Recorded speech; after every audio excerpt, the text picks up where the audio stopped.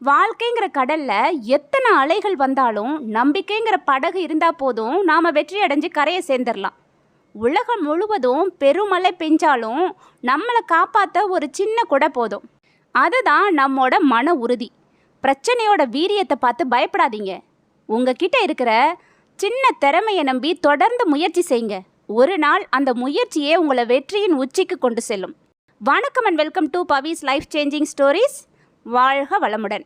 ரொம்ப நேரமாக தான் முன்னாடி மௌனமாக உட்கார்ந்துருந்த அந்த நபரை அந்த ஞானி பார்த்துக்கிட்டு இருந்தார். பயத்தில் அவனோட மனம் பருந்த கண்டு படப்படக்கிற கோழி குஞ்சு மாதிரி நடுங்கிக்கிட்டு இருந்துச்சு. பயம்தான் அவனோட பிரச்சனையே. வாழ்க்கையை கண்டு மிரண்டு திகைக்க வைக்கிற அந்த பயம். அந்த ஞானி அவனோட தோலை பற்றி ஆறுதல் படுத்தினார்.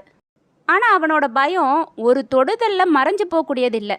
அவன் மெல்ல அந்த ஞானியோட கண்களை பார்த்தான். பதட்டமில்லாத குளிர்ந்த கண்கள் அவருடையது. ஆனால் அவன் அது மாதிரி இல்லை. அவன் மனசில் இருக்கிற பயம் அவனோட கண்களில் அப்பட்டமாக தெரிஞ்சிச்சு. இதுக்கு முன்னாடி அவன் வேலை செஞ்ச இடத்துல வேலைக்கு சேரும்போதே அவனுக்கு ஒரு மனிதர் இந்த உலகத்தில் வலியது தான் வாழும், எதுலையும் முதலாவதாக இருந்தால் தான் ஜெயிக்க முடியும்னு பாடம் கற்றுக் கொடுத்துருந்தாரு. எல்லாரும் எப்படி முதலாவதாக இருக்கிறது? முதலாம் இடம்ங்கிறது பன்மை கிடையாது. பல பேரில் ஒருத்தருக்கு தான் முதலாம் இடம் கிடைக்கும். இதை கேட்கணும்னு நினச்சான், ஆனால் அவன் கேட்கல. காரணம் அவன்கிட்ட இருந்த பயம். பள்ளியில், கல்லூரியில், வீட்டில் பேச கேட்க நினச்சி கேட்காம அடங்கிடுற அதே பயம்தான். அதுக்கப்புறம் அவனுக்கு எல்லாத்து மேலேயும் பயம் வந்துச்சு. பயம் அவனை இயங்க விடாமல் பண்ணிருச்சு. சின்ன வேலையை கூட அவன் பயத்தில் பிழையோட தான் செஞ்சான். அதன் பலனை அவனை சீக்கிரத்திலேயே வேலையை விட்டு அனுப்பிட்டாங்க. அப்போ தான் அவனோட குடும்பம் நல்ல நிலைமைக்கு வர ஆரம்பிச்சிருந்தது. நல்ல மனைவி, சிறு சிறு குழந்தைகள், வீட்டில் சின்ன சின்ன சந்தோஷங்கள் எல்லாம் இவனோட வேலையை சார்ந்தும் அதிலிருந்து கிடைக்கிற வருமானத்தை சார்ந்து தான் இருந்துச்சு. எல்லாமே திடீர்னு சூனியமாயிட்டதை போல் அவன் உணர்ந்தான். புதிய வேலை தேடுற படலமும் அவனுக்கு தோல்வியை தான் கொடுத்துச்சு. என்ன செய்கிறதுன்னு புரியாமல், வீட்டுக்கும் போகாமல், திக்கு தெரியாமல் காட்டில் தொலைஞ்சு போனவன் மாதிரி நின்றுட்டு இருந்தான். அந்த நிமிஷம் எல்லாத்தையும் நினச்சி பார்த்தவன் தனக்கு இது தேவைதான நினச்சிக்கிட்டு அமைதியாக உட்காந்துருந்தான். சில நிமிஷம் நடையில் அவங்கள குளிர்ந்த காற்று தழுவிட்டு போச்சு. ஒரு கணம் அந்த ஞானி கண்ணை மூடி குளிர்ந்த காற்றோட தழுவலை ரசித்தார். ஆனால் அவன் படபடப்போடு நடந்து வந்தான். இன்னும் கொஞ்சம் தூரம் நடந்து போனால் கடல் நீரில் கால்களை நனைச்சிக்கலாம். ஆனால் அவர் அப்படியே மணல் வெளியில் உட்கார்ந்தாரு. நண்பா பார், எவ்வளவு பெரிய கடல்னு அவர் சொன்ன உடனே அவனுக்கு கடலை பார்க்கணுன்னு தோணுச்சு. உடனே திரும்பி பார்த்தான். ஆமாம், மிகப்பெரிய கடல்னு அவன் சொல்லவும், அதோட கரை உனக்கு தெரியுதான்னு கேட்டார். இந்த கடலில் அலைகள் மிக அதிகமாக இருக்கும்னு அவர் சொல்லவும், ஓ அப்படியான்னு கேட்டான். நடுக்கடலில் சுறாக்கள்லாம் இருக்குது. எப்போவுமே சின்ன மீன்களையே தின்னுக்கிட்டு இருக்கு. அதுக்கு மனிதர்களோட உடல் பெரிய விருந்தில்லையான்னு அவர் கேட்கவும், ஆமாம் சரியாக தான் சொன்னீங்க. எவ்வளவு பெரிய நீச்சல்காரனானாலும் சுறாக்கிட்ட தப்புறது சிரமந்தான். அப்படின்னா இந்த கடலை கடக்கவே முடியாதா? மறுகரைக்கு போய் தான் ஆகணும்னா எப்படி தான் போகிறதுன்னு ஞானி கேட்கவும், அவன் அந்த ஞானியை பார்த்தான். இவர்கிட்ட பேசினா நம்மளோட துன்பம் தீரும்னு வந்தா இவர் நம்மக்கிட்ட இப்படி கேட்குறாருன்னு நினச்சான். ஐயா, கடலை கடக்கணும்னா நீந்தித்தான் போகணுமா என்ன? ஒரு கப்பலில் போனால் போயிடுச்சு. கப்பல் கிடைக்கலனா அதுவும் சரிதான். ஒரு படகு கிடைச்சா கூட தப்பிடலாமே. அப்படியா? அப்படின்னா அந்த படகு எவ்வளவு பெருசாக இருக்கணும்? அட, இவர் என்ன இப்படி கேட்குறாருன்னு நினச்சவன், சின்னதாக பெருசாங்கிறது முக்கியம் இல்லை, அது படகாக இருந்தால் போதுமானதுன்னு சொன்னான். மிக அற்புதமான பதில். நீ மிகச்சரியாக சொல்லிட்ட. இந்த கடல் மேலே மிதக்க துணிச்சல் இருக்கிறவங்க சின்ன கட்டையை பிடிச்சிக்கிட்டு கூட கரையேறிடுவாங்க. நீந்திர துணிச்சல் இருக்கிறவங்க நீந்தி கடக்குறாங்க. பெரிய செல்வந்தர்கள் சொகுசாக கப்பலில் மிதக்கிறாங்க. இந்த பெரிய கடலை கடக்கிறதுக்கு இந்த கடல் அளவு பெரிய கப்பல் எதுவும் தேவையில்லை. ஒரு சின்ன படகு இருந்தால் கூட போதும், கடந்துடலாம். அப்படி தான் வாழ்க்கையும். இந்த வாழ்க்கை ஒரு கடல் மாதிரி தான். ஆனால் நான் யார்? நீந்த தெரியாதவன். கட்டைகளை பிடிச்சிக்கிட்டு மிதந்தா சுறாக்கள் தின்னுரும். கப்பலில் போக வழி இல்லை. அப்படின்னா சிறு படகு தான் எனக்கு தேவை. என் வாழ்க்கையில் எது படகு? என்கிட்ட படகு இருக்குதா அப்படின்னு அவன் தான் மனசுக்குள்ளே யோசிச்சுக்கிட்டு இருந்தான். மகனே, நமக்கு எப்போவுமே நமக்கு எதிர இருக்கிறவங்கள பற்றின கவலையும் பயமும் இருக்குதே தவிர நம்மக்கிட்ட இருக்கிறத பற்றின விழிப்புணர்வு இருக்கிறதில்ல. உன்கிட்ட ஒரு படகு இருக்குது, அதை நீ பயன்படுத்துகிறதே இல்லையான்னு கேட்டார். அவன் மௌனமாக தனக்குள்ளே என்ன இருக்குன்னு யோசிச்சுக்கிட்டு இருந்தான். மகனே, கடல் ஆழமானது, சுறாக்கள் இருக்குது. ஏன் அடிக்கடி புயலும் சுனாமியும் கூட அடிக்கும். ஆனால் அதுக்கெல்லாம் பயப்படுறவன் கடலில் பிரவேசிக்கவே முடியாது. கரையை விட்டு போகிறப்பவே பயத்தை விட்டுட்டு தான் கடலுக்குள்ளே பிரவேசிக்கணும். அவன் தன்வசம் வச்சிருக்க வேண்டியது ஒரு உறுதியான மிதவையும் அது மேலான நம்பிக்கையும் மட்டும்தான். அதே மாதிரி தான் வாழ்க்கையிலையும் நிறைய சிக்கல்கள் இருக்குது. ஆனால் முதல்ல நீ செய்ய வேண்டியது ஒன்று தான். அது உன் பயத்தை கைவிட வேண்டியது.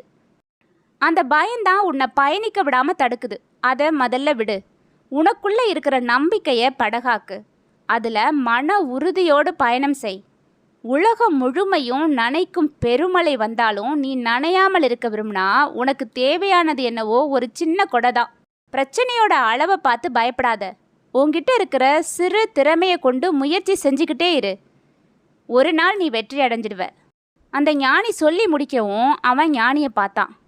அவர் காற்றோட தொடுதலில் மெய் மறந்திருந்தார். அவனுக்கும் இப்போ காற்றோட தொடுதல் சுகமாக இருந்துச்சு. அவன் தனக்குள்ளே இருக்கிற நம்பிக்கையை படகாக்கி அதில் மன உறுதியோட பயணம் செய்ய தயாராயிட்டான். நம்பிக்கை வெற்றியை தேடித்தருங்கிறத உணர்த்துற மாதிரி இன்னொரு கதை சொல்கிறேன் கேளுங்க. ஒரு படை தளபதி தன்னோட படை வீரர்களோட எதிரிகளை கண்டிப்பாக வீழ்த்தணுங்கிற ஆர்வத்தோடு இருந்தார். எதிரிகள்கிட்ட அதிக அளவில் படைபலம் இருந்துச்சு. ஆனால் அந்த தளபதி கிட்ட இல்லை. இதை தெரிஞ்சுக்கிட்ட அவனோட படை வீரர்கள் ரொம்ப பயப்பட்டாங்க. ஆனால் அந்த தளபதிக்கு தான் படை வீரர்களோட வீரம் பற்றி நல்லா தெரிஞ்சிருந்துச்சு. அவர் நம்பிக்கையோடு இருந்தார். அதனால் அவர் ஒரு ஜென் துறவியை சந்தித்து தான் படை வீரர்களுக்கு எப்படி நம்பிக்கையை ஏற்படுத்துறதுன்னு கேட்டுக்கிட்டு இருந்தார். அதை கேட்டு அந்த ஜென் துறவி அந்த தளபதி கிட்ட, நீ படையை நடத்திக்கிட்டு போகிற வழியில் ஒரு கோவில் இருக்குது, அங்கே போய் உன் வீரர்களுக்கு முன்னாடி இந்த நாணயத்தை கொண்டு போய் தலை விழுந்தா நமக்கு வெற்றி நிச்சயம்னு சொல்லுன்னு சொன்னார். அதே போல் தளபதியும் செஞ்சார். அப்போ தலையும் விழுந்துச்சு. அந்த நாணயத்தில் தலை விழுந்ததை பார்த்து நம்பிக்கை இழந்திருந்த அந்த வீரர்கள் நம்பிக்கையோட போரில் போரிட்டாங்க. அவங்களுக்கு வெற்றி கிடைச்சது. கொஞ்ச நாட்கள் கழித்து தளபதியோட அந்த வெற்றியை கொண்டாடிக்கிட்டு இருக்கும்போது தளபதி நம்பிக்கை இருந்தால் வெற்றி நிச்சயம்னு சொன்னார். இல்லை, கடவுள் அருளால் தான் நம்ம வெற்றி அடைஞ்சோன்னு சில வீரர்கள் சொன்னாங்க. உடனே அந்த தளபதி அந்த நாணயத்தை எடுத்து காட்டினார். அதோட 2 பக்கங்கள்லையுமே தலை தான் இருந்துச்சு. அப்போ அவர் சொன்னார், நம்பிக்கை இருந்தால் வெற்றி நிச்சயம், உங்களோட நம்பிக்கை தான் உங்களை ஜெயிக்க வச்சிருக்குன்னு. இந்த கதையிலேருந்து எப்படிப்பட்ட கடினமான சூழ்நிலையாக இருந்தாலும் நம்மக்கிட்ட நம்பிக்கை இருந்தால் நம்ம கண்டிப்பாக வெற்றி அடையலாங்கிறத உணரலாம். இப்படி தான் ஒரு வைர வியாபாரி இருந்தார். அவர் பக்கத்து நாட்டில் நடக்கிற வியாபார சந்தைக்கு போய் விலை உயர்ந்த வைரங்களெல்லாம் வாங்கிக்கிட்டு தன்னோட நாட்டுக்கு திரும்பி வர்றதுக்கு தயாராகிக்கிட்டு இருந்தார். போகும்போது பாலைவனத்து வழியாக போகணுங்கிறதுனால தேவையான அளவு உணவு, கொஞ்சம் தண்ணீர் எல்லாமே எடுத்துக்கிட்டு தான் கிளம்பியிருந்தார். இருட்டுறதுக்குள்ள பக்கத்தில் இருக்கிற கிராமத்துக்கு போய் அங்கே இருக்க மடத்தில் தங்கிட்டு அடுத்த நாள் காலையில் திரும்பவும் பயணத்தை தொடரலாம்னு நினச்சிக்கிட்டு வேகமாக ஒட்டகத்தை ஓட்டினார். ஆனால் அந்த ஒட்டகம் கொஞ்ச நேரத்திலேயே நடக்க முடியாமல் கஷ்டப்பட்டுச்சு. இதை பார்த்த அந்த வியாபாரி பக்கத்தில் இருந்த ஈச்ச மர நிழலில் ஓய்வெடுக்கலான்னு முடிவு பண்ணார். இரவு உணவு சாப்பிட்டு முடிச்சதுக்கப்புறம் ஒட்டகத்துக்கும் சாப்பாடு கொடுத்துட்டு தூங்க தயாரானார். தொடர்ச்சியாக 1 வார காலமாக பயணத்தில் இருந்ததுனால படுத்த கொஞ்ச நேரத்திலே நல்லா தூங்கிட்டார். அந்த நேரம் பார்த்து அங்கே வந்த கொள்ளையர்கள் இவர்கிட்ட இருந்த வைரம், உணவு, விலை உயர்ந்த பட்டு துணின்னு எல்லாத்தையும் எடுத்துக்கிட்டு அந்த ஒட்டகத்தையும் ஓட்டிக்கிட்டு போயிட்டாங்க. தூக்கம் கலைஞ்சு காலையில் எழுந்தப்போ தான் தன்னோட உடைமைகள்லாம் திருட்டு போயிருக்கிறது தெரிஞ்சு கண்ணீர் விட்டு அழுதாரு. இப்போ என்ன செய்கிறதுன்னு தெரியாமல் நடு பாலைவனத்தில் கலங்கி போய் நின்னார். வரைபடமும் அவர்கிட்ட இல்லாததுனால எந்த திசையில் போகணும்னு கூட தெரியாமல் பரிதவிச்சு போனார். சரி, உடம்புல தெம்பு இருக்கிறப்பவே இங்கிருந்து பக்கத்தில் இருக்கிற ஏதாவது ஒரு கிராமத்துக்கு போயிடணும், இல்லைனா உயிர் பிழைக்கிறதே கஷ்டமாயிரும் அப்படின்னு சுடு மணலில் நடக்க ஆரம்பித்தார். கண்ணு கெட்டின தூரம் வரைக்கும் மக்கள் நடமாட்டத்துக்கான எந்த அறிகுறியுமே இல்லை. கொஞ்சம் கொஞ்சமாக அவரோட உடலில் பலம் குறையிறத உணர ஆரம்பித்தார். ஒரு நாள் முழுவதும் நடந்தும் அந்த கிராமத்தை அவரால் பார்க்கவே முடியல. ஒருவேளை தவறான திசையில் போகிறோமோன்னு மனசுக்குள்ளே நினச்சாரு. நடக்கிறது நடக்கட்டும்னு நினச்சிக்கிட்டு அந்த இரவு நேரத்தில் கூட நடந்துக்கிட்டே இருந்தார். அடுத்த நாள் விடிஞ்சதும் உடம்புல இருக்கிற மொத்த பலமும் குறைஞ்சி நடக்க முடியாமல் தள்ளாடினார். குடிக்கிறதுக்கு ஒரு வாய் தண்ணி கிடைச்சா கூட போதுமே இறைவான்னு இறைவன்கிட்ட புலம்பினார். அப்போ கொஞ்சம் தூரத்தில் ஒரு குடிசை இருக்கிறத பார்த்த அவர் மனசுக்குள்ளே ஒரு சின்ன நம்பிக்கையோட அந்த குடிசையை நோக்கி நடந்து போனார். குடிசைக்குள்ளே வந்து பார்த்தா அங்கே யாருமே இல்லை. இனி நம்மளோட மரணத்தை யாருமே தடுக்க முடியாதுன்னு நினச்சி தலையில் கையை வச்சுக்கிட்டு அப்படியே உட்காந்துட்டாரு. அப்போ அந்த குடிசையோட ஓரத்தில் ஒரு பை இருக்கிறத பார்த்தாரு. அந்த பையில் ஒரு பாட்டில் நிறைய தண்ணீர் இருக்கிறதையும் பார்த்து சந்தோஷத்தில் கண்ணீர் விட்டார். அந்த பையில் ஒரு கடிதம் இருக்கிறத பார்த்து அந்த கடிதத்தை எடுத்து படிக்க ஆரம்பித்தார்.